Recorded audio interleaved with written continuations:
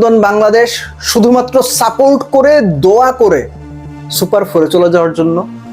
অনেক বড় ধন্যবাদ এবং অভিনন্দন শ্রীলঙ্কাকে। ভাই আপনারা আমাদের বুকে আসেন, আমাদেরকে নাগিন ড্যান্স ভুলে, টাইম আউট ভুলে একদম বুকে আগলে সুপার ফোরে তোলার জন্য ম্যাচ আপনারা দেখেছেন।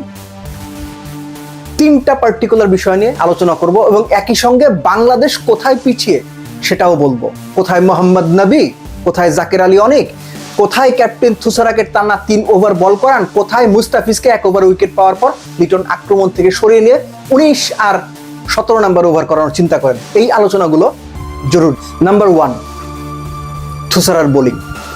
থুসারার বোলিং এর সবচেয়ে সিগনিফিকেন্ট পার্ট হচ্ছে টানা 3 ওভার করানো, 3টে উইকেট নেওয়া।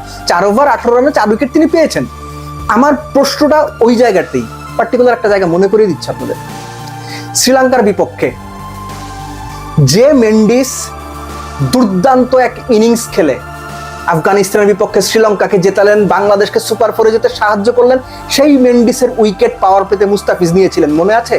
ঠিক তার পরের ওভারে মুস্তাফিজকে লিটন আক্রমণ থেকে সরিয়ে দিলেন। ঠিক তার পরের ওভারে, পাওয়ার প্লের পরের ওভারে আনলেন, মুস্তাফিজ 1 ওভারে 12 দিল। অথচ ক্যাপ্টেন থুসারাকে আফগানিস্তানের বিপক্ষে 2 ওভারে 2 উইকেট পাওয়ার পরও 3rd ওভার করিয়েছেন। 3rd ওভারে তিনি আরেকটা উইকেট নিয়েছেন। This is the difference between unsmart cricket and smart cricket. এখানেই হচ্ছে প্রোঅ্যাক্টিভ ক্যাপ্টেন্সি আর ডিফেন্সিভ ক্যাপ্টেন্সির পার্থক্য। আপনারা বুঝতে পারছেন কিনা আমি জানি না। লিটনটা কবে শিখবেন সেটাও আমি জানি না। একটা উইকেট পাওয়া মাত্র মুস্তাফিজকে কেন সরিয়ে নিতে হবে? কেন আপনার প্রিমিয়ার ফাস্ট বোলারকে 19 আর 17 নাম্বার হিসাব করে সবসময় আপনি ক্যালকুলেশন করবেন? এটা একদম গাম্বাট ক্রিকেট। নাম্বার 2, মোহাম্মদ নবীর ব্যাটিং। 5 রানের লাইফ পেলেন এবং ওই পর্যায় পর্যন্ত মনে হচ্ছিল শ্রীলঙ্কা কোনো পাত্তাই দিচ্ছে না আফগানদের। আফগানরা কোনো মতে 120-30 করবে, শ্রীলঙ্কা হেসে খেলে জিতবে। ভাই 40 বছরের একজন মানুষ শেষ ওভারে 5টা ছক্কা মারলেন। 5 রানের যে ওয়েলা লাগে তার ক্যাচ ফেলেছিলেন, সেই ওয়েলা লাগেকে 5টা ছক্কা মেরেছিলেন লাস্ট ওভারে। 22 বলে 60 আপনি ভুলে যান। যে ইন্টেন্সিটি, যে কনভিকশন নিয়ে মোহাম্মদ নবী ব্যাট করেছেন, ভাই স্যালুট আপনাকে। আমাদের ফিনিশারকে জাকের আলী অনেক, তিনি চুল ঝাড়া দেন, বসেন, নড়াচড়া করেন, হাঁসফাঁস করেন, 19তম ওভারের 3 বল ব্যাটে লাগাইতে পারেন না। এই হচ্ছে 40 বছরের নবীর সঙ্গে 27 বছরের জাকের আলী অনেকের পার্থক্য। আমাদের সহকর্মী সামিউর রহমান, সামি ভাই একটা লেখা লিখেছেন যে জাকের আলী ফিনিশারের রোলে বাংলাদেশের ফিনিশিং এর জবটাকে জাস্ট ফিনিশ করে দিচ্ছেন। বুঝতেছেন কিনা আমি জানি না। তার অভ্যাস এখন হয়ে গেছে আমাদের প্রিভিয়াস সিনিয়রদের মতো একটা সম্মানজনক জায়গায় নিয়ে যাওয়ার, টুকটুক করে খেলা।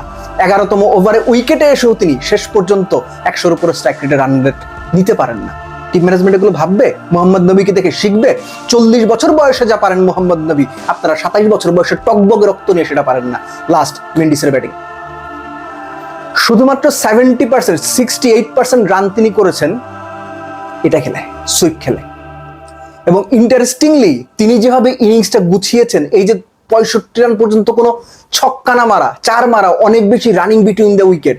আপনি একবারের জন্য চিন্তা করেছিলেন রশিদ, মুজিব, নবী এই বোলিং লাইন আপের এগেনস্টে এই উইকেটে 170 করে শ্রীলঙ্কা জিতবে? ডিফিকাল্ট মনে হচ্ছিল, আমার নিজেরই ডিফিকাল্ট মনে হচ্ছিল। ক্যালকুলেটিভ ক্রিকেটটা তারা খেলেছেন, রশিদ খানকে কোনো উইকেট দেননি, রশিদ খানের বলে আবল তাবল মারতে যাননি, ওই ক্যালকুলেশনটা ছিল। দিস ইজ স্মার্ট ক্রিকেট, যেখানে আমরা পিছিয়ে। লাস্টলি শ্রীলঙ্কার ফিল্ডিং, ওই ওয়েলালাগের ক্যাচটা ম্যাচ হারার মতো একটা ক্যাচ হতে পারতো। দেখেন শ্রীলঙ্কা 3টা দুর্দান্ত ক্যাচ ধরেছে, 3টা দুর্দান্ত ক্যাচ। 2টোই ধরেছেন বোধহয় আপনার কুশাল পেরেরা, কিন্তু ওই যে একটা ক্যাচ মিস শ্রীলঙ্কাকে হারিয়ে দিত। শ্রীলঙ্কা পার পেয়ে গেছে, বাট স্টিল শ্রীলঙ্কার catching was good. Bangladesh super ফোরে গেছে, বাংলাদেশের সামনে অমিত সম্ভাবনা, ফাইনাল খেলার সম্ভাবনা, এত কিছুর পর আমি বলছি। কিন্তু বাংলাদেশ যে আনস্মার্ট টাইপ অফ ক্রিকেট খেলে, বাংলাদেশ যে ধরনের দুর্বল মানসিকতার ক্রিকেট খেলে, বাংলাদেশ যে ধরনের ভয় পাওয়ার ডিফেন্সিভ ক্রিকেট খেলে, সেটা খেলতে চলবে না। সাহসী হতে হবে, প্রোঅ্যাক্টিভ হতে হবে এবং সুপার ফোরে 3 অপোনেন্টকে সর্বোচ্চ শক্তি নিয়ে, সর্বোচ্চ কনভিকশন নিয়ে হারিয়ে দেওয়ার মানসিকতা নিয়ে এগিয়ে যেতে হবে, নইলে উপায় নাই।